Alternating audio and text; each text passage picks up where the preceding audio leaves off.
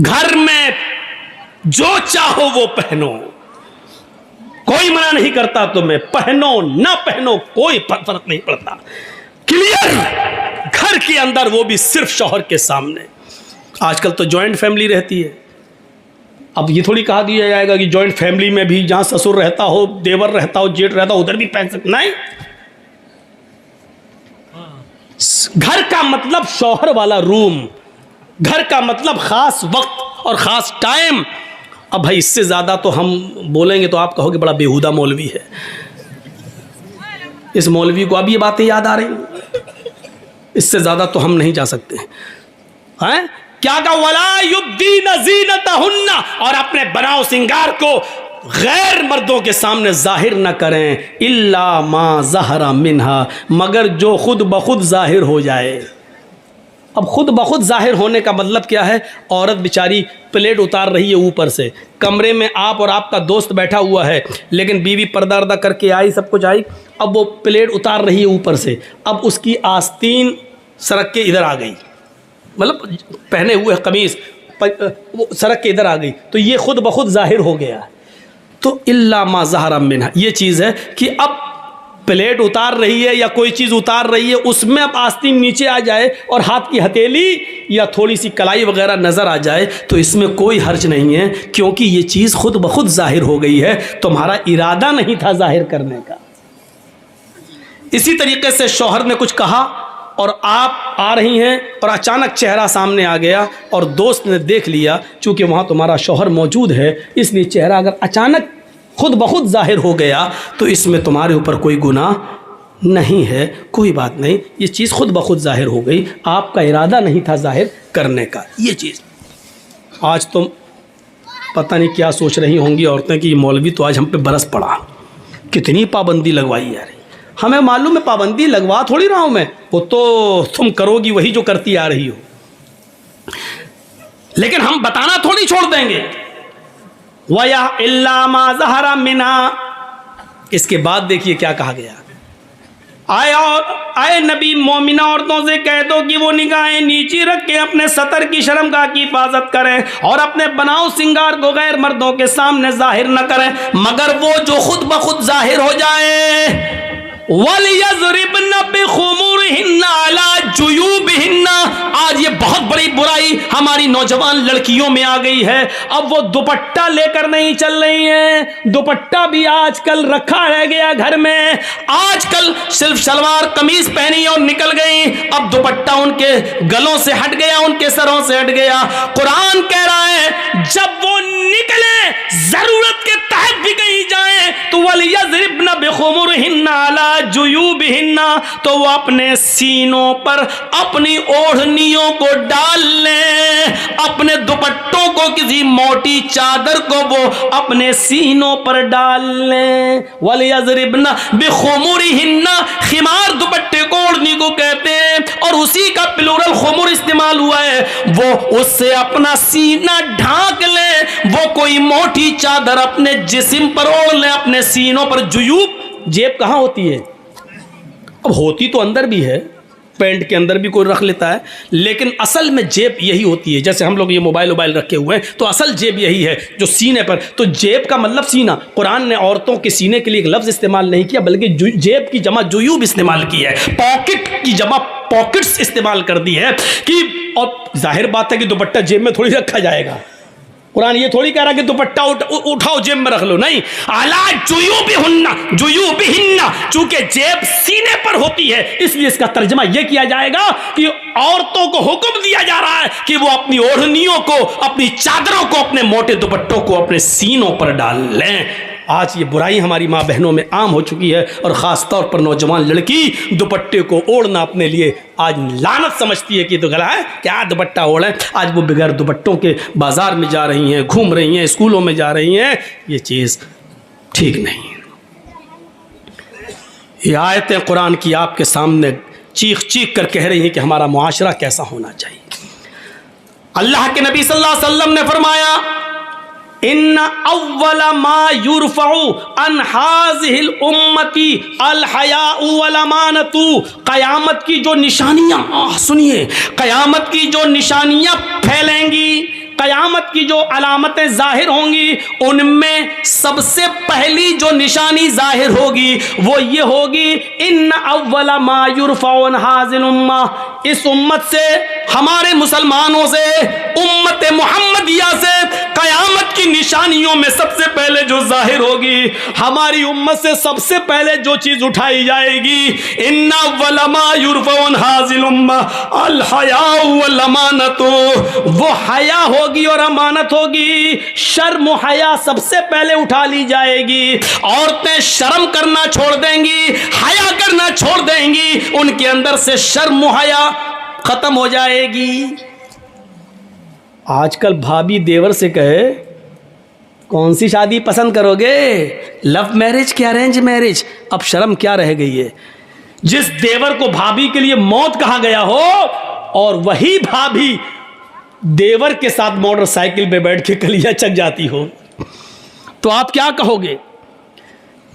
जिस बहनोई के लिए साली के लिए बहनोई को मौत कहा गया हो, वो साली अपने बहनोई की मोटरसाइकिल पर बैठकर या गाड़ी पर बैठकर मालदा और फरक्का जाती हो या कलकत्ता जाती हो, और ताज्जुब ये कि बेशर्मी की हदें पार करते हुए उस साली का बाप यानी ससुर अपने दामाद को खुद ये कहता हो और बीवी अपनी बहन को अपने शौहर के साथ खुद भेज देती हो, तो फिर शर्म और हया रह कहां गई है। सुनना पड़ेगा, ये सख्त जुमले हैं, सुनना पड़ेगा, तुम्हें नहीं तुम्हारे बाप को भी सुनना पड़ेगा, क्योंकि ये हक, ये अथॉरिटी, ये पावर मुझे इस्लाम ने दिया है जो मुझसे कोई नहीं छीन सकता है। मेरे भाइयों, जिस तरीके से देवर की बाइक पर भाभी का बैठकर जाना हराम है, उसी तरीके से बहनोई के साथ साली का मोटरसाइकिल पर और गाड़ी पर बैठकर अकेला सफर करना भी हराम है। दोनों मुजरिम हैं और इस्लाम की नजर में दोनों गलत हैं और दोनों हराम हैं।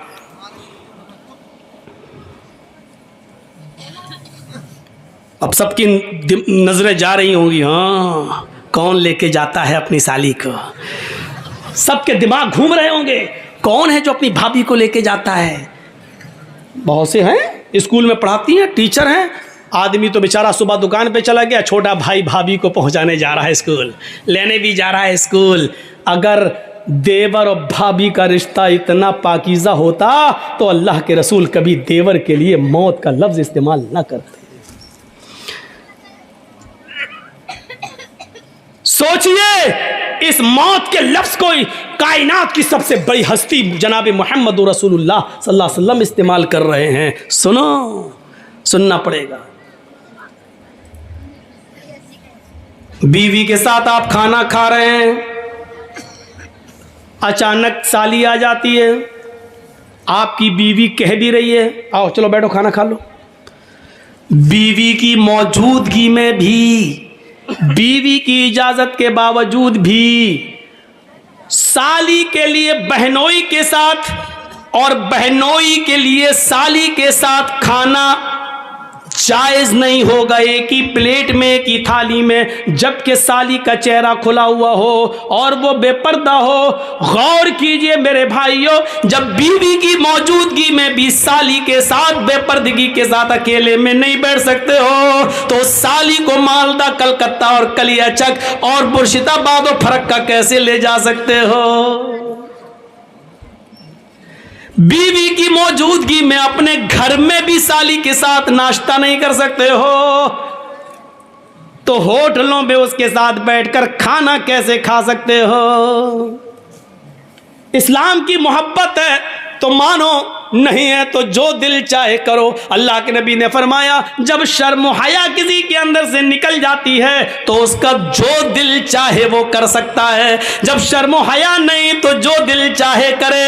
अब उसके ऊपर कोई चीज नहीं रह गई, जब शर्म हया ही नहीं रही। अल्लाह के नबी चीख कर कहते हैं, इन्ना अव्वल मा युरफउ अन हाज़िल उम्मती अल हया वल अमानतु, हमारी उम्मत से सबसे पहले जो चीज उठाई जाएगी वो हया है, शर्म में सबसे पहले ये दूर कर दी जाएगी। आज शर्म हया बिक चुकी है, नीलाम हो चुकी है, शर्म हया नाम की कोई चीज नहीं रह गई है, शर्म हया नाम की कोई चीज आज बाकी नहीं रह गई है। आज लड़के और लड़कियां एक साथ गुफ्तगू करते हुए, साइकिल चलाते हुए, बातें करते हुए जा रहे हैं। ये शर्म और हया नाम की कोई चीज नहीं रह गई है। वो एक दौर था मेरे भाइयों कि जंगे जमल के मौके पर जब हजरत आयशा एक जगह पर बैठी हुई थी और हजरत अली में जंग हो रही थी, हजरत अली रजी अल्लाह ताला अन्हु ने एक पर्चा, एक नोट लिखा और नोट लिखकर हजरत आयशा के भाई अब्दुर्रहमान को दिया और फरमाया कि ये अपनी बहन आयशा को देकर आओ, इसमें मैंने कुछ चीजें लिखवाई हैं, हजरत आयशा को वो पसंद आ जाए तो मुझे बता देना। इसमें हमने कुछ मशवरे लिखे हैं, हजरत आयशा अगर उन मशवरों से खुश हो जाए तो मुझे बताना। ओह मेरे नौजवान साथियों, आए मौजमपुर के लोगों, आए इस गांव में रहने वालों, आए बंगाल से जुड़ने वालों, सुनो, हजरत अब्दुर्रहमान हजरत आयशा के भाई हजरत अली का पर्चा लेकर आ रहे हैं, घोड़े पर बैठे हुए, घोड़े की पैर की ठोकरें धूल उड़ा रही हैं।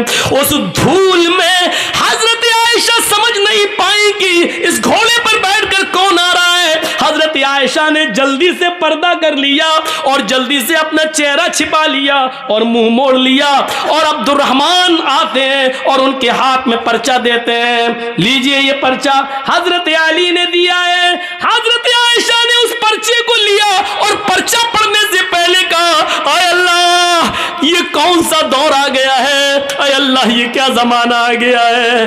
अब लोग मेरे पास दिलेरी के साथ आना शुरू हो गए हैं, अब मेरे पास आने में शर्माते भी नहीं है। आय अल्लाह ये क्या देख रही हूं मैं कि लोग अब बिल्कुल निडर हो गए और लोग मेरे पास बरजस्ता आने लगे हैं। पहले आवाज देते थे, अपना नाम बताते थे, सब कुछ कहते थे, उसके बाद मेरे पास आते थे। आय अल्लाह अब लोगों में इतनी जुर्रत और बेबाकी हो गई है, इतनी निडरता आ गई है कि अब डायरेक्ट हमसे पास आ गए और हमसे बातें करने लगे। हजरत अब्दुर्रहमान ने जब अपनी बहन आयशा के मुंह से ये जुमले सुने तो कहते हैं, आए बहन जरा पलट कर देखो, मैं तुम्हारा अपना भाई अब्दुर्रहमान हूं, मैं गैर नहीं हूं। तब हजरत आयशा ने पलट कर देखा तो सामने उनके सगे भाई खड़े थे। तब उन्होंने इत्मीनान का सांस लिया, तब उन्होंने चैन की सांस ली। मेरे भाइयों, हजरत आयशा का पर्दा करना और अपने भाई से को पहचान न सके तो ये कहना, अब लोगों में ये कितनी दिलेरी और बहादुरी पैदा हो गई है कि वो आप बिला रोक और टोक मेरे पास आ जाते हैं। हाय अल्लाह ये मैं क्या देख रही हूं। गौर कीजिए इस जुमलों पर, हजरत आयशा की जबान से ये निकलने वाले जुमले आज हमारी माँ बहनों को क्या दर्श देते हैं। आज इनकी जुर्रत और बहादुरी देखो, जिसके साथ जाए चली जाती है, जिसके साथ जाए टहल लेती है, जिसके साथ बैठना चाहे बाइक पे सवार हो जाती है, जिसके साथ जाना चाहे मार्केट में चली जाती है। जरा तसव्वुर करो मेरे प्यारे साथियों, हजरत आयशा तो अपने भाई से भी नहीं देख रही है। जब पता चलता कि ये मेरे भाई है तब उन्होंने चेहरा खोलकर अपने भाई को देखा, कहा कि अब कोई बात नहीं, अब शक मेरा दूर हो गया है। जरा तसव्वुर कीजिए, हजरत आयशा को ये भी पसंद नहीं कि कोई आए और बगैर मुझे अपना नाम बताए और बगैर इजाजत लिए हुए मुझसे मिले। मेरी माँ बहनों, हमें सोचना पड़ेगा कि ये सब क्या है और आज हम किस दलदल में घुसे हुए हैं। तरक्की इसको नहीं कहा जा सकता है जिसको हम तरक्की का नाम दे रहे हैं। ये तरक्की नहीं है जिसको हम तरक्की कह रहे हैं। तरक्की आपको करना है तो 1400 साल पीछे की तरफ आपको जाना पड़ेगा। जैसा कि कल मैंने एक वाकया सुनाया था कि पाकिस्तान की एक लड़की जिसका नाम शहनाज है, आज भी वो पायलट है लेकिन चेहरे का पर्दा करती है और हाथ में ग्लव्स पहनती है और हवाई जहाज उड़ाती है, सऊदीया तक की दूरी तय करती है। उसको सऊदी और कुवैत और दुबई तमाम लोगों ने उसको दावत दी, लेकिन उसने कहा नहीं, हम पाकिस्तान की लड़कियों के लिए इबरत बनना चाहते हैं, उनको ये सबक देना चाहते हैं कि हम पर्दे के अंदर भी अगर तरक्की करना चाहें तो कर सकते हैं। पर्दा हमारी तरक्की में रुकावट नहीं है। जरा तसव्वुर करिए आप, ये क्या चीज थी, ये कौन सा जज्बा था। अल्लाह के नबी ऐलान कर रहे हैं कि अन्निसाउ हिबालतुश शैतान। अब क्या रह जाता है इस हदीस के बाद, इस जुमले के बाद अब क्या रह जाता है। मेरी बहनों, बुरा मत मानना, अल्लाह के नबी ने क्यों कहा है अन्निसाउ हिबालतु शैतान, औरतें ये शैतान की रस्सियां हैं। नहीं, तुम्हें बुरा नहीं मानना चाहिए, सारी औरतें इसमें शामिल है। क्या हमारी माँ नहीं है? क्या जर्जीस की बहन नहीं है? क्या जर्जीस की माँ नहीं है? औरतों में तो वो भी शामिल है। तो फिर ये क्यों समझती हो कि मैं तुम्हें कह रहा हूं शैतान की रस्सी? जहां अल्लाह के नबी सल्लल्लाहु अलैहि वसल्लम ने तुम्हें शैतान की रस्सी कहा है, वहां यह भी फरमाया है कि इन्न दुनिया कुल्लुहा मताउन व खैरु मताइ दुनिया अल मरातु सालिहा। दुनिया सारी की सारी फायदा हासिल करने की चीज है, और सबसे बेहतरीन पूंजी, सबसे बेहतरीन फायदा हासिल करने की चीज, जिससे फायदा उठाया जाए, वो नेक औरत है। गौर करो, ये भी कहा जहां शैतान का जाल का है, शैतान की रस्सी का है, वहां दुनिया की सबसे महबूब चीज भी तुम्हें बताया है। अब दोनों के फर्क को समझो। क्या कहा है?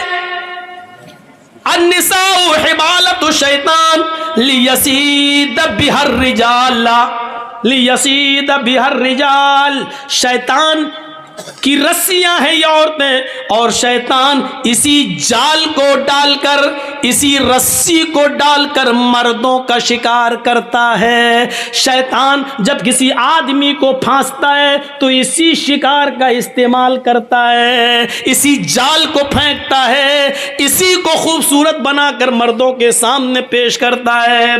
ये चीज चीख चीख कर अल्लाह के नबी ने कहा है, इसी के जरिए वो बहकाने की कोशिश करता है। और नहीं मानते हो तो सुनो, बैतुल मक़दिस फतह हो चुका है। मुसलमानों ने बैतुल मक़दिस को देखने के लिए हजरत उमर फारूक के पास खबर भेजी है, अमीरुल मोमिनीन बैतुल मक़दिस हमने फतह कर लिया है, आप आइए और आप 2 रकात नमाज इसमें पढ़ा दीजिए ताकि हम आपके पीछे नमाज पढ़ लें। बैतुल मुक़द्दस आइए। हजरत उमर मदीने से बैतुल मुक़द्दस की तरफ सफर कर रहे हैं, बैतुल मुक़द्दस की तरफ चल रहे हैं, बैतुल मुक़द्दस की तरफ जा रहे हैं, बैतुल मुक़द्दस की तरफ जा रहे हैं। रास्ते में यहूदियों की बस्ती पड़ती है, ईसाइयों की बस्ती पड़ती है।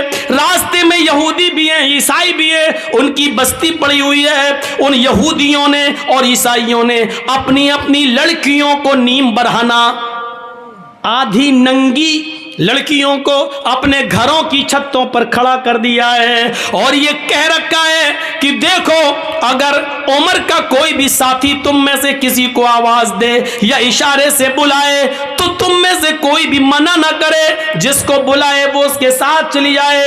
अगर उमर के किसी एक आदमी ने तुम्हारे साथ मुंह काला कर लिया, उमर के किसी एक साथी ने अगर तुम्हारे साथ जिना कर लिया, उमर के किसी एक साथी ने भी अगर तुम्हारे साथ जिस्मानी ताल्लुक कायम कर लिया, तो हम कामयाब हो जाएंगे अपने मकसद में। यहूदियों ने और ईसाइयों ने अपनी लड़कियों को नीम बरहाना अपने घरों की छतों पर खड़ा कर दिया।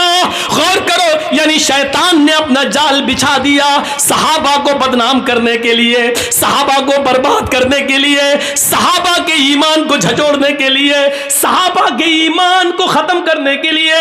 इधर हजरत उमर फारूक को जब ये पता चला कि उन यहूदी और ईसाइयों ने ऐसा कर लिया, तो इन्होंने हुक्म दिया कि लोगों, मैं पीछे पीछे चलूंगा, आगे आगे नहीं। सुनो, यहूदियों की लड़कियां गंदे अशार पढ़ेंगी, अपनी तरफ तुम्हें बुलाएंगी, अपनी तरफ तुम्हें माइल करेंगी, मेकअप किए हुए होंगी और नीम बरहाना होंगी। आए मेरे साथियों, तुम लोगों ने एक लंबी जंग लड़ी है, कई कई महीनों से तुम अपने घर में ही गए हो सकता है कि तुम में से किसी को अपनी बीवी की याद आ रही हो, क्योंकि कई कई महीने तुम जंगों में रहे हो और अपने बाल बच्चों से, अपनी बीवी बच्चों से तुम मिले नहीं हो। इसलिए हो सकता है थोड़ी देर के लिए तुम्हारी नजरें उन यहूदी लड़कियों पर टिक जाए, उन ईसाई लड़कियों पर टिक जाए, और यह भी हो सकता है कि नजरों से नजरें मिलें और ये तीर नजरों के रास्ते से दिल के अंदर पैवस्त हो जाए। कहीं ऐसा ना हो कि फिर तुम में से कोई गलत काम कर बैठे, मैं नंगी तलवार लेकर बाहर पीछे पीछे चलूंगा। अगर तुम में से किसी एक की नजर यहूदी की लड़की पर और ईसाइयों की लड़की पर पड़ेगी तो मेरी तलवार उसकी गर्दन की ऊपर चलेगी। तुम्हारे कुरान का हुक्म है, कुल लिल मुमिनाति यग़ज़ुज़्ना मिन अब्सारिहिन्ना व यहफ़ज़्ना फ़ुरूजहुन्ना व ला युब्दीना ज़ीनतहुन्ना, कि तुम जब भी बाजारों में या कहीं चलो तो अपनी निगाहें नीची करके चलो। ये औरतों का हुक्म है तो तुम्हें भी हुक्म है, कुल लिल मुमिनीना यग़ुज़्ज़ू मिन अब्सारिहिम, आए मोहम्मद के साथियों तुम भी निगाहें नीची करके चलो। तुम्हें भी हुक्म है अपनी निगाहें नीची रखना और कुरान की आयत पढ़ते हुए निकल जाना, कोई किसी की तरफ नजर उठाकर नहीं देखेगा। हजरत उमर ने जब ये खुतबा दिया, सारे सहाबा ने अपने दिल की गहराइयों में पैवस्त कर लिया और चलने लगे। जब चलते चलते यहूदियों की बस्ती आई, यहूदियों की लड़कियां और ईसाइयों की लड़कियां इस मंजर को देख रही हैं, और जब ये उस गांव से गुजरने लगे, उनकी छतों के पास से गुजरने लगे तो उनके मेकअप लाइट मारने लगे, उनकी खूबसूरती चमकने लगी, उनके हुस्न जमाल अंगड़ाइयां लेने लगे मेरे भाइयों। और साथ में सुरीली और मीठी आवाज में बजने वाले गानों ने मेरे भाइयों कानों के अंदर एक अजीब खनखनाहट पैदा कर दी। लेकिन जब वो गाना गा रही थी तो मोहम्मद के साथी उमर फारूक के ये साथी चीख चीख कर कुरान की आयत पढ़ने लगे, कुल लिल मुमिनीना यग़ुज़्ज़ू मिन अब्सारिहिम व यहफ़ज़ू फुरूजहुम, कुल लिल मुमिनीना यग़ुज़्ज़ू मिन अब्सारिहिम व यहफ़ज़ू फुरूजहुम। थोड़ी देर लगी है कि आपका ये काफिला और सहाबा का ये काफिला थोड़ी दूर निकल जाता है।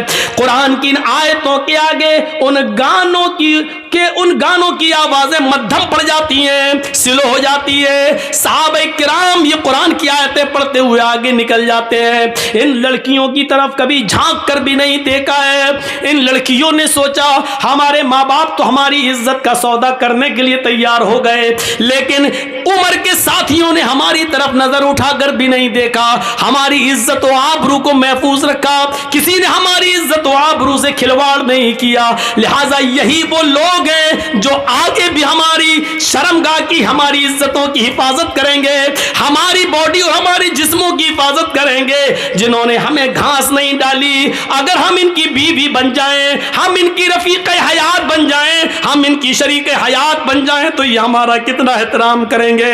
वो अपनी चादरें ओढ़कर अपना जिस्म छिपाकर घरों की छतों से नीचे उतरती हैं और भागती और दौड़ती हुई जाती है और कहती हैं, आए उमर के साथियों, आए उमर के साथियों, आए अमीरुल मोमिनीन के साथियों, अकेले कहां चले जा रहे हो? हमारी इज्जत व आबरू की हिफाजत करके हमारी तरफ नजरें उठाकर भी न देखे और चले जा रहे हो। हमारे माँ बाप ने तो हमारी इज्जतों का सौदा कर दिया था, लेकिन तुमने हमारी इज्जत व आबरू की तरफ नजर उठाकर भी नहीं देखा। तुम ही हमारी हिफाजत कर सकोगे। तुम्हारी पास जो किताब है वो किताब हमें एक नई जिंदगी दे सकती है, वो किताब ही हमारी जिंदगी में इनकलाब पैदा कर सकती है, वो किताब ही हमारी जिंदगी में एक नया रोल अदा कर सकती है। आए मोहम्मद के साथियों, मुझे भी अपने साथ लेते चलो, ऐसे नहीं ले जा सकते हो तो मैं कलमा पढ़ने के लिए तैयार हूं। अशहदु अल्ला इलाहा इल्लल्लाह व अशहदु अन्ना मुहम्मदन अब्दुहु व रसूलुहु। इन्होंने कलमा पढ़ा, फिर हजरत उमर फारूक ने उनको दर्स दिया। आए मेरी बहनों, तुमने कलमा पढ़कर इस्लाम कबूल कर लिया है, अब तुम अपनी बस्ती में रुकी रहो। हम बैतुल मुकद्दस से जब लौट कर वापस आएंगे और बैतुल मक़दिस से जब हम वापस मदीने की तरफ जाएंगे तो हम तुम्हारी शादियां करवाएंगे, हम तुम्हें किसी की बीवी बनवाएंगे और फिर तुम्हें भी अपने साथ लेकर चलेंगे। हाँ हाँ, इस्लाम ही तुम्हारी हिफाजत करेगा, इस्लाम ही के अंदर तुम्हें सुकून मिलेगा, इस्लाम ही तुम्हें इज्जत की जिंदगी देगा। मेरे प्यारे साथियों, गौर कीजिए आप, ये कुरान की आयत की वजह से और यहूदियों ने देखो कि ये जाल बिछा दिया था मुसलमान सहाबा को बर्बाद करने के लिए, लेकिन कुरान की आयतें पढ़ के ये निकल गए। इसी को अल्लाह के नबी ने कहा, औरतें शैतान का जाल हैं, वो इसी जाल को फेंक कर मर्दों का शिकार करता है। बहुत कम लोग हैं जो इस जाल से बच पाते हैं। अपने आप को बचाना है तो इस जाल को से बचना है। इसका ये मतलब नहीं कि तुम्हें बहुत बुरा कह दिया गया है? नहीं, तुम तो वो हो। यकीन मानिए, अब औरत को कोई दूसरा पहलू भी देखिए। एक तरफ शैतान का जाल है, लेकिन जब औरत इस्लाम के दायरे में आती है और ईमान उसके अंदर पैदा होता है, तो ये औरत फिर वो चीज़ है जो फिरौन जैसे जालिम बादशाह के सामने निडर हो जाती है और सामने खड़ी हो जाती है। जब फिरौन की बच्ची को कंगी करते हुए आसिया के हाथ से कंगी गिर जाती है और वो जमीन से कंगी उठाते हुए उसके मुंह से निकलता है बिस्मिल्लाह, बिस्मिल्लाह, तो फिरौन की बच्ची कहती है तुमने ये किसका नाम लिया? कहा मैंने अल्लाह का नाम लिया, अपने रब का नाम लिया। फिरौन की बच्ची कहती है यानी मेरे बाप का। आसिया कहती है नहीं, उस अल्लाह का जो मेरा भी अल्लाह और तेरे बाप का भी अल्लाह है। फिर उसने अपने बाप से अपनी आसिया की शिकायत की। फिरौन ने तलब कर दिया। जब तलब कर लिया तो फिरौन के सामने खड़ी होकर ललकारती है और कहती है कि हाँ, मेरा अल्लाह तेरा अल्लाह वही है जिसने हमें भी पैदा किया और तुझे भी पैदा किया है। ये औरत फिर लरसती नहीं, कांपती नहीं, सताया गया, मारा गया, लेकिन फिर नहीं तब्दील होती है। फिर आग जलाई जाती है, उसके सामने एक आदमी को लाकर पकड़कर डाला जाता है, वो फौरन चुरमुरा जाता है। आसिया बदलती है कि नहीं बदलती है? बोल, चेंज होती है या नहीं होती है? जवाब देती है कि नहीं। छोटा सा बच्चा उससे छीन लिया जाता है।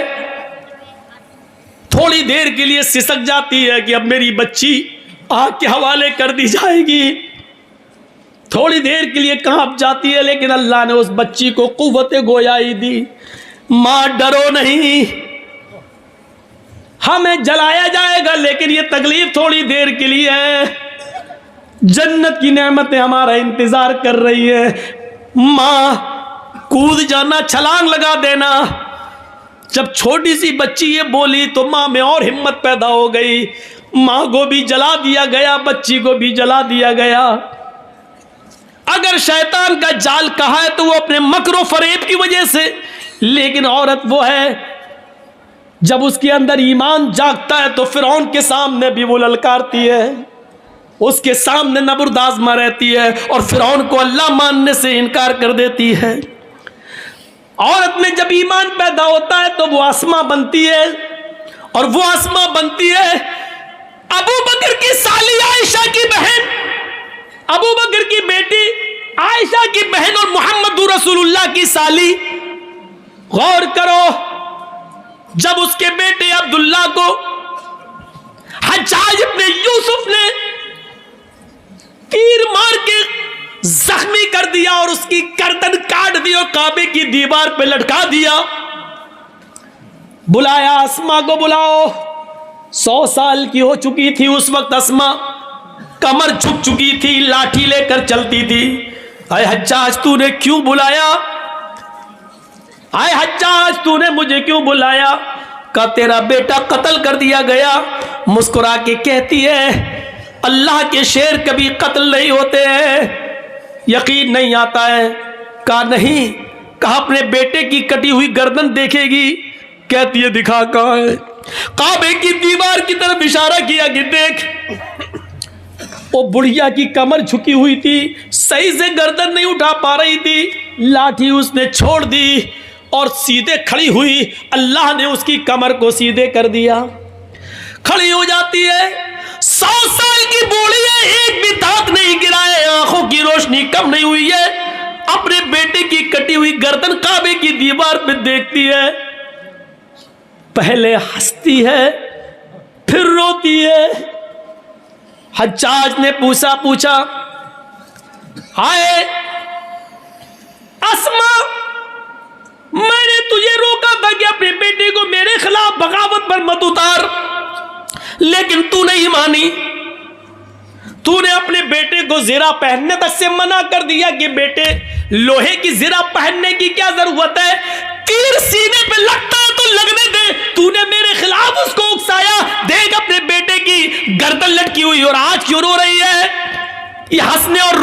सबब मुझे पता नहीं चला, क्यों पहले हंसती है और बाद में रोती है। कहती है हज्जाज ये तू नहीं समझेगा। हज्जाज ने कहा वही तो समझना चाहता हूं। आय अस्मा जा रही है तो जा अपने बेटे के, ये बेटे की गर्दन उसकी बॉडी तेरे घर पहुंचा दी जाएगी, जनाजा वनाजा पढ़कर उसको दफना दिया जाए, लेकिन हंसने और रोने की वजह बता। तो यही अस्मा है जो हंसने की वजह बताती है कि आय हज्जाज अपने बेटे की खुशकिस्मती पे हंस रही हूं और रोई इसलिए कि वो मेरी बदकिस्मती है, अपनी बदकिस्मती पे रो रही हूं। हज्जाज ने कहा तेरे बेटे की खुशकिस्मती क्या है, उसकी गर्दन तो कट गई और तू खुशकिस्मती कह रही है, और तेरी बदकिस्मती क्या है जो तू रो रही है। उसने कहा हज्जाज मेरे बेटे की खुशकिस्मती है कि गर्दन कटने के बाद, जान छीनने के बाद, उसके जिस्म को, उसकी गर्दन को उसके जिस्म से अलग करने के बाद, सब कुछ छीनने के बाद भी तूने मेरे बेटे की मुस्कुराहट नहीं छीन सका है। आय हज्जाज काबे की दीवार पे लटका हुआ मेरे बेटे की गर्दन मुस्कुराते हुए कह रही है अभी शहीद के मरने का वक्त नहीं आया है। अल्लाह की राह में जो कत्ल कर दिया जाए वो मरता कहाँ है, वो तो जिंदा है। मेरे बेटे की कटी हुई गर्दन, हंसता हुआ चेहरा ये कह रहा है कि मेरा बेटा मरा नहीं है, अभी इस खतीब के मरने का वक्त नहीं आया है। अच्छा तो तेरी बदकिस्मती क्या है? आए हज्जाज मैं रो इसलिए रही हूं क्योंकि ये मेरी बदकिस्मती है कि अल्लाह ने मुझे मेरी कोख से ऐसा बहादुर एक ही बेटा दिया है। अपनी बदकिस्मती पे इसलिए रो रही हूं कि अगर मेरे और बेटे होते, 1000 बेटे भी होते, तो आज अपने 1000 बेटों की गर्दनों को काबे की दीवार पर लटकता हुआ देखती। मेरे भाइयों, जहां अल्लाह के नबी ने औरत को शैतान का जाल कहा है, लेकिन इस औरत की खूबी देखो कि वो अपने बेटे की शहादत पर मुस्कुरा रही है और अपने बेटे की कटी हुई गर्दन को देखती है तो मुस्कुराती है और अपनी बदकिस्मती पर रो रही है। इन औरतों ने एक नुमाया कारनामा अदा किया है, अपने बेटों को बहादुर बनाने का कारनामा अदा किया है। मेरे भाइयों, औरतें कभी किसी मैदान में पीछे नहीं रही हैं, कभी किसी मैदान में औरतें पीछे नहीं रही हैं, कभी किसी जंग में औरतें पीछे नहीं रही हैं।